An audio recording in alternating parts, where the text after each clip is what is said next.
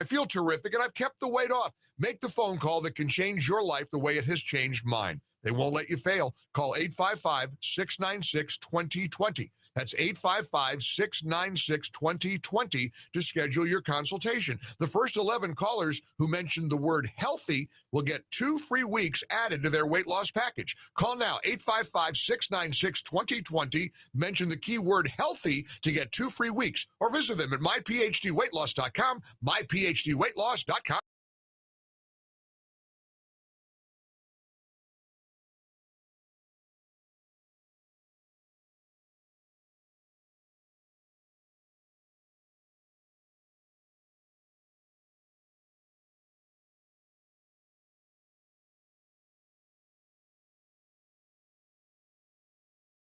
The following program is a paid advertisement and does not necessarily represent the views, opinions, or endorsements of Signal Hill Media Partners, its affiliate stations, or its advertisers.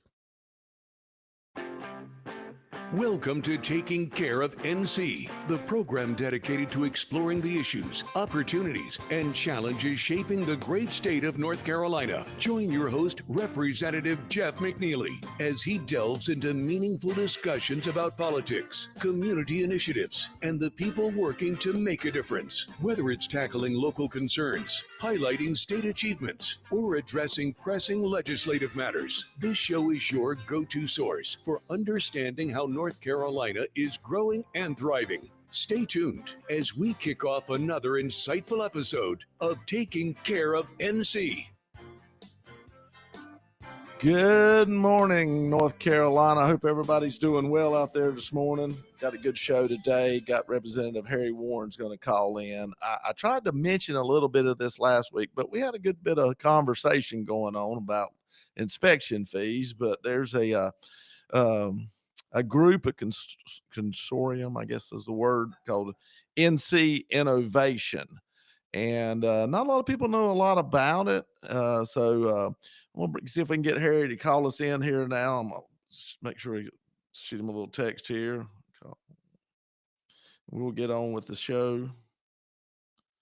Let's see if we can get him called in here. But NC Innovation, it's a big thing, and I can read you. Let me get to that page. NC Innovation unlocks the innovative potential of North Carolina's world-class public universities. We do this by providing grant funding, mentorship, and partnership development. Went away for a second. You know how that goes.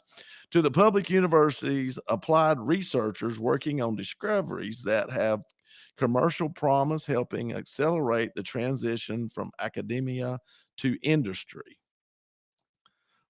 University applied research portfolios are natural engines of economic growth and have underpinned American technology dominance for decades. If matured properly and with commercialization as the end goal, the applied research underway in North Carolina's public universities can create jobs and economic growth in every corner of the state. Sounds wonderful. Let's see how we're doing practically, though. I think we have Representative Harry Warren on. Harry, are you with me? Yes, sir. Good morning, Jeff. Hey, good morning, Harry. Good to talk with you, sir.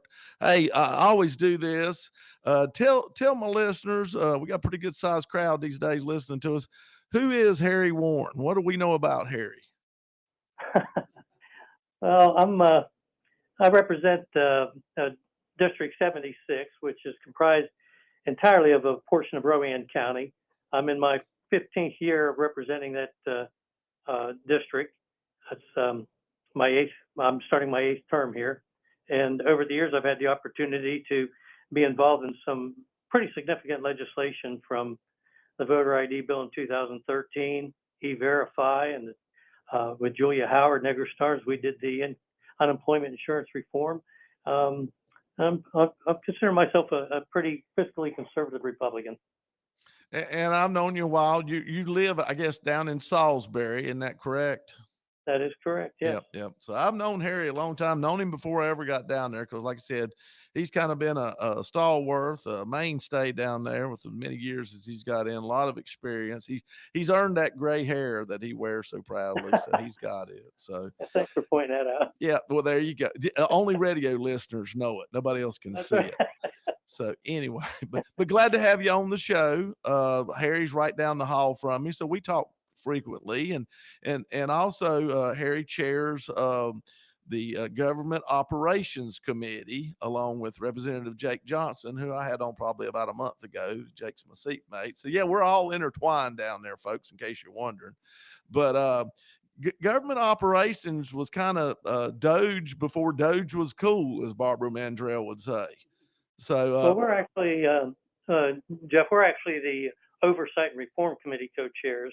But just last week, the speaker appointed me to the North Carolina version of Doge. So I'll be working on that committee with, I believe, Representative Corbett and Representative Kidwell as the co-chairs.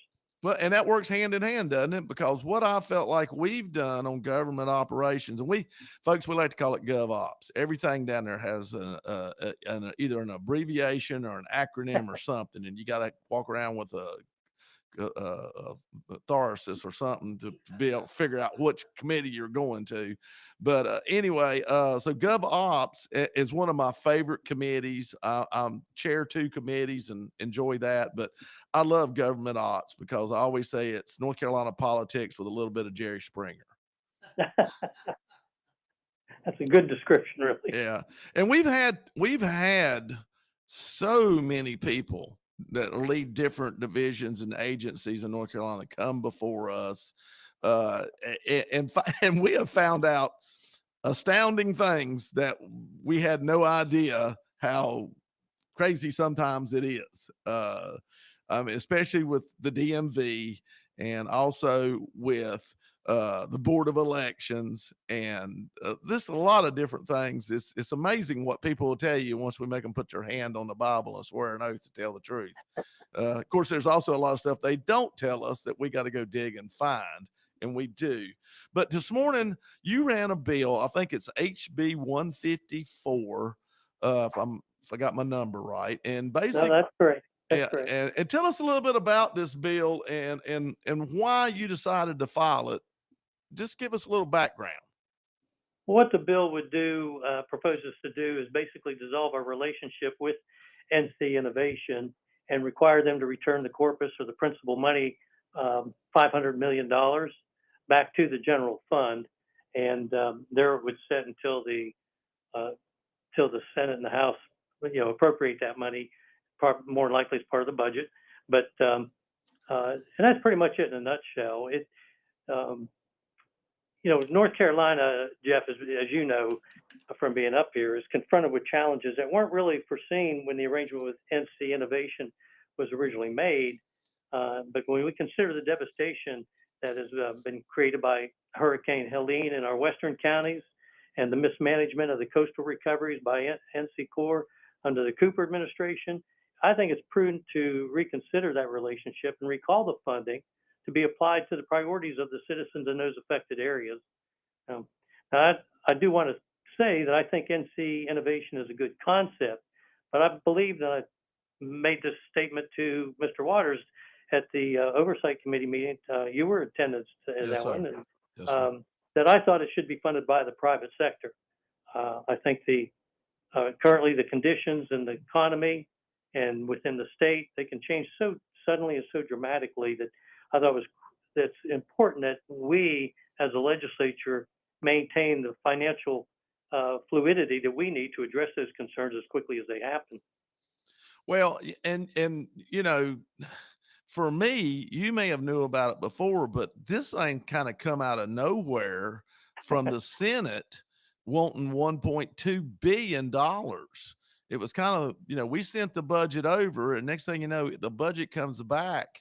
And if I ain't mistaken, when it went over, there was nothing in it for NC Innovation, but all of a sudden it comes back wanting 1.2 billion for them. And we knew very little about it, or I did. Maybe you knew more. But it was like, well, what's this?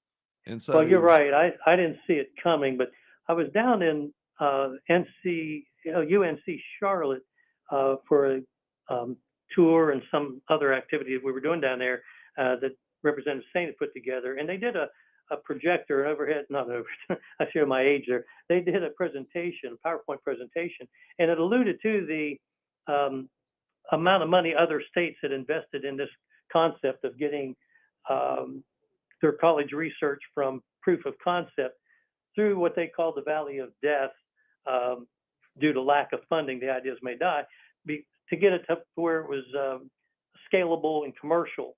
But I didn't see NC Innovation come, and it did come back from the Senate. My understanding is that when it was proposed to the Senate, they were actually looking for 2.5 billion, mm, and then they got it down to 1.5.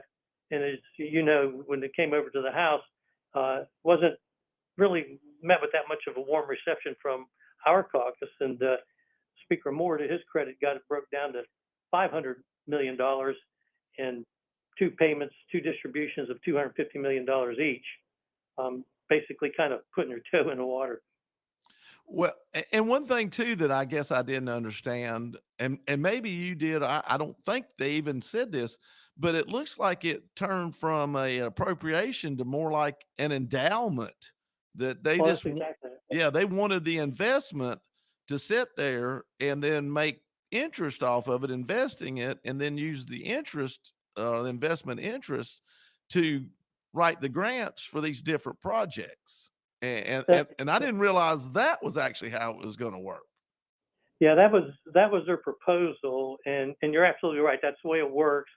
That $500 million. That's the problem I had with it during the O&R meeting was that, as I said in the closing statement, we're abdicating our judicial responsibility to the taxpayer by giving this endowment of $500 million to a group who in turn selects a investment manager to invest that money, of which they expected to make about 7% return on, and then to use that profits in return to make grants to promising research projects within the UNC system. And one thing that perked my ears up in the meeting was Janet Cowles, our state treasurer, never got 7% return, and that's what the Democrat budgets were based on for years. And so I thought it was a little dubious to think that they were going to perform much better.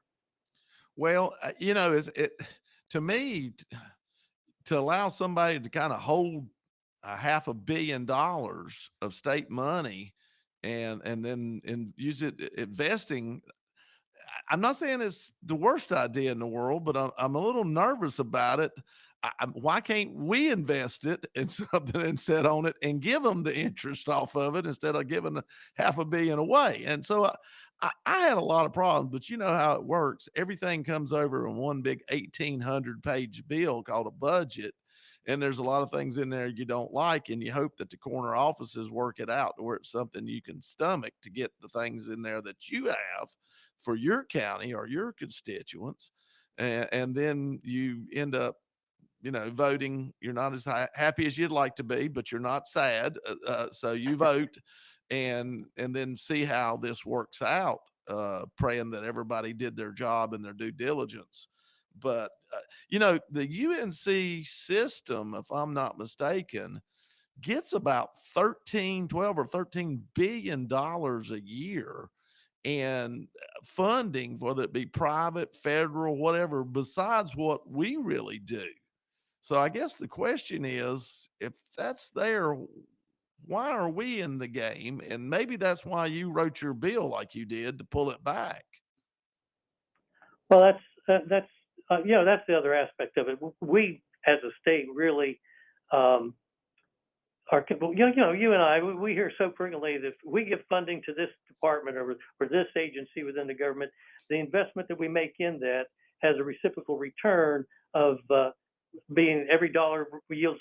I think in agriculture, for example, they say every dollar we invest in agriculture returns $17, and that's by extension of the jobs it creates and so forth and so on. It's like throwing a rock in the water, Yeah. and then we get this ripple effect. We don't really get direct dollars back, and I don't see what the return was to the state here in this particular program, though they did say in their, and they do have it in writing in their presentation to our committee, that they anticipate that the university system would get initially about a 40% take of the revenue from anything generated that started on, in turn, commercial on their particular campus.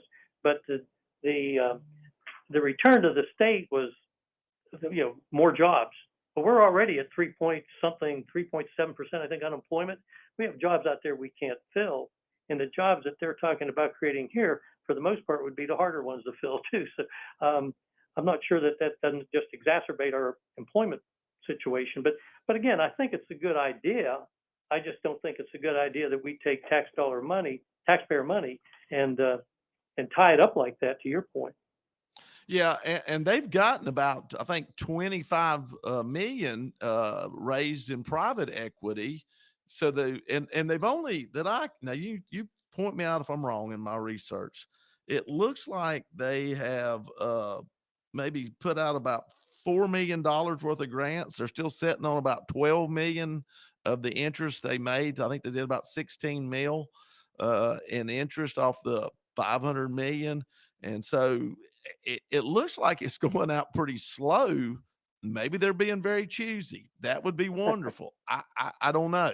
I'm trying to understand how this is really working, because it seems like they needed money. They needed it pretty quickly to fund these projects, but yet not a lot of number of grants have been written, and not a lot of money's gone out to research. Well, I believe they were boasting having made close to what you're saying, $5 million in grants over 8 different projects that they selected. But it's just been from the beginning hard to get direct answers from the organization. We can attribute some of that to, well, it's a startup or whatever, but there's certain benchmarks they didn't meet on the time that they did. There was question about the audit they were supposed to have was actually more of an assessment than it was an actual audit. Yeah. And one of the board members actually brought that to light, and has some heartburn over all that. But I'm really concerned about their being able to meet the 7% on their, with their investment manager. I like what you said. Why couldn't we do that? Because we realize we can't make 7%. Well, exactly. Yeah. So, we hope it would be wonderful, but you're talking about taking the state money and putting it in we all know the more you gain, the more risk you take, you can lose too. And I just, I don't feel good about gambling with the taxpayer dollars. So I don't know, it's kind of funny. I know NC Innovation, reading up on this and doing a lot, they have a innovation index, and they have North Carolina ranked 20 in their own North Carolina Innovation Index that they created to show that we're not very innovative and we need to spend more. I kind of feel like that might be a little skewed, since they created their own index. Yeah, I was going to say,